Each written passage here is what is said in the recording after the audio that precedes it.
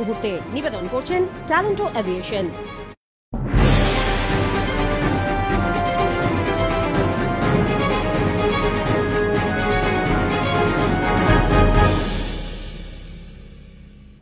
নমস্কার, আরোহী নিউজ লাইভে আপনাদের সকলকে স্বাগত জানাই। আপনাদের সঙ্গে আমি রয়েছি মাসুমা। শুরু করছি নিউজ এই মুহূর্তে। আর শুরুতে নজর রাখবো যে খবরের দিকে। প্রাক্তনীদের টাকা জোগাড় করে দেওয়ার আবেদন জানালো বিশ্বভারতী। বিভিন্ন খাতে মোট 1,35,00,000 টাকা জোগাড় করে দেওয়ার জন্য প্রাক্তনীদের কাছে আবেদন জানালো বিশ্বভারতী। বুধবার বিকেলে বিশ্বভারতীর বর্তমান বিভিন্ন সমস্যা ও প্রতিকূল পরিস্থিতি সম্পর্কে আলোচনা করতে কেন্দ্রীয় কার্যালয়ে উপাচার্যের সঙ্গে বৈঠকে বসেন প্রাক্তনীদের 5 জন প্রতিনিধি। প্রায় 1.25 ঘন্টার দীর্ঘ বৈঠকের শেষে বিশ্বভারতী কর্তৃপক্ষের তরফ থেকে প্রাক্তনীদের হাতে 14 দফা আবেদনপত্র তুলে দেওয়া হয়। এছাড়াও বেআইনিভাবে দখল করা জমি পুনরুদ্ধার এবং শান্তিদেব ঘোষের বাড়ি প্রাক্তনীদের তরফ থেকে বিশ্বভারতীকে দানের ব্যবস্থা করারও দাবি জানানো হয়। গত বছর পৌষ উৎসবে এত বেশি দোকানের ভাড়া বাড়িয়ে দেওয়া হয়েছিল যে অনেক প্রাক্তনীরা যারা নিয়মিত একটা স্টল করেন তারা কিন্তু করতে পারেননি, কারণ প্রাক্তনীদের তো কোনো ব্যবসা নেই যে সেখান থেকে তারা টাকা আনবেন। অনুরোধ করা সত্ত্বেও সেটা কমানো হয়নি, ছাত্রছাত্রীদেরও অনেকের দোকান টোকান হয়নি। প্রথমেই অবজেকশন জানাচ্ছি প্রাক্তনী হিসাবে যে অর্ডার নয়, আমাদের প্রাক্তনীদের যদি বিশ্বভারতী কর্তৃপক্ষ মনে করেন যে আমাদের প্রাক্তনীদের আবেদন করুন, আমরা সমস্ত প্রাক্তনী মিলে বিশ্বভারতীর আমাদের বিশ্ববিদ্যালয়ের যে ঐতিহ্য, কবিগুরুর যে ঐতিহ্য, সেই ঐতিহ্যকে আমরা অবশ্যই ভুলণ্ঠিত হতে দেব না। সবাই মিলে প্রাক্তনীরা একসাথে কাঁধে কাঁধ মিলিয়ে বিশ্বভারতীর ভালোর জন্য আমরা সব কিছু করতে রাজি, কিন্তু সেটা কোনো মতেই আদেশ বা অর্ডার স্থিতি না, সেটা আমাদের নিয়ে বসুন, সবাইকে নিয়ে ডাকুন। নির্দেশিকায় সার আইনকে বুড়ো আঙুল দেখিয়ে ধান কাটার পর জমিতে চলছে ন্যাড়া পোড়ানো, আর সেই ধোঁয়া থেকে হচ্ছে বায়ু দূষণ। আর এই বায়ু দূষণ নিয়ে দেশ জুড়েই শঙ্কা তৈরি হয়েছে। সুপ্রিম কোর্টের নির্দেশ না মেনে জমিতে ধান গাছের গোড়া পোড়ানোয় বেশ কয়েকটি রাজ্যকে হুঁশিয়ারি দিয়েছিল শীর্ষ আদালত। অথচ সেই ছবি ধরা পড়ল পশ্চিম মেদিনীপুর জেলার চন্দ্রকোনা 2 নম্বর ব্লকের বসনছড়া, 3 নম্বর গ্রাম পঞ্চায়েতের ফাঁসিডাঙ্গা, পিয়ারডাঙ্গা, সীতানগর এলাকার মাঠের জমিগুলিতে। যদিও এ বিষয়ে কোনো মন্তব্য করতে নারাজ সংশ্লিষ্ট জমির মালিকরা।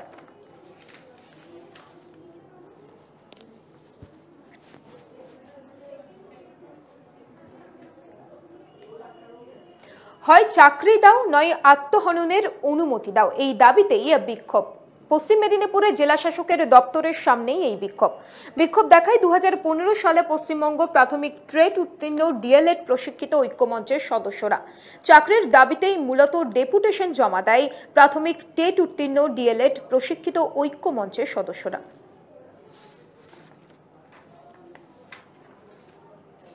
আমরা উচ্চশিক্ষিত, আমরা প্রশিক্ষিত, আমরা সরকারি টেট পাস করেছি 2015 সালে প্রাইমারিতে, তার সত্ত্বেও আমাদেরকে নিয়োগ করা হচ্ছে না। মাননীয় শিক্ষামন্ত্রীর সঙ্গে আমরা দেখা করেছিলাম, উনি আমাদেরকে তুচ্ছতাচ্ছিল্য করে ফিরিয়ে দিয়েছেন।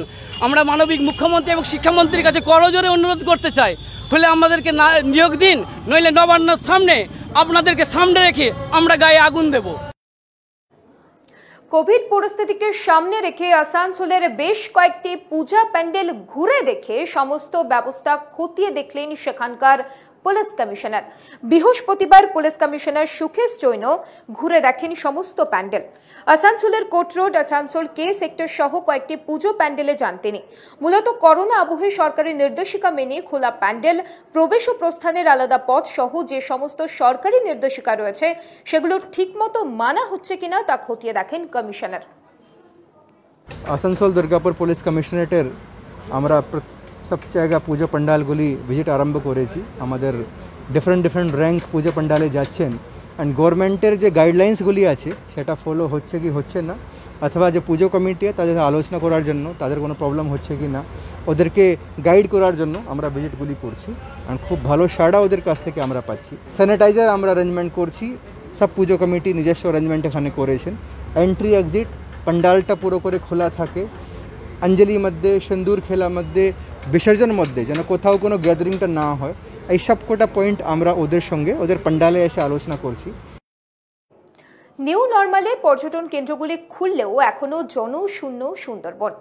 কিভাবে দিন কাটছে তাদের সেটা বলে বোঝানোর মতো পরিস্থিতি নেই। কবে ফিরবে অবস্থা সেদিকেই তাকিয়ে সুন্দরবনবাসী।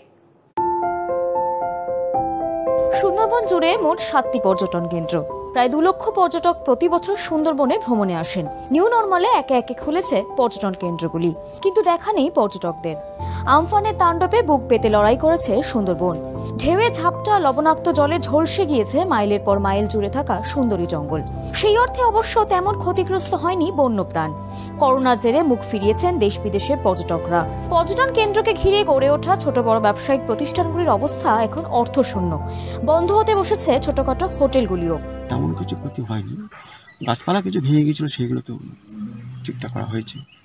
অসুবিধা মানে এখন যেহেতু লকডাউন তো আসতে অসুবিধা তো রয়েছে। করোনার জন্য একদম ব্যবসা হচ্ছে না। একটা বোটে 2-4 জন করে লোক আসছে, তা কেনাকাটা নেই, কিনতে চাইছে না, কেউ উপরে উঠছে না, জলপথে ঘুরে চলে যাচ্ছে।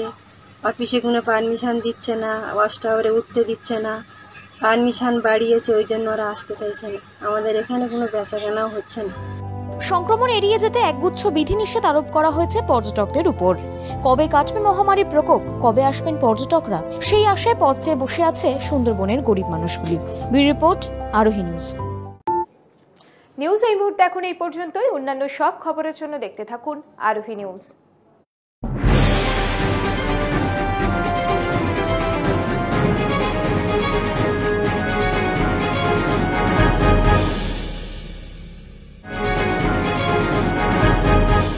নিউজ এই মুহূর্তে নিবেদন করলেন ট্যালেন্টো এভিয়েশন।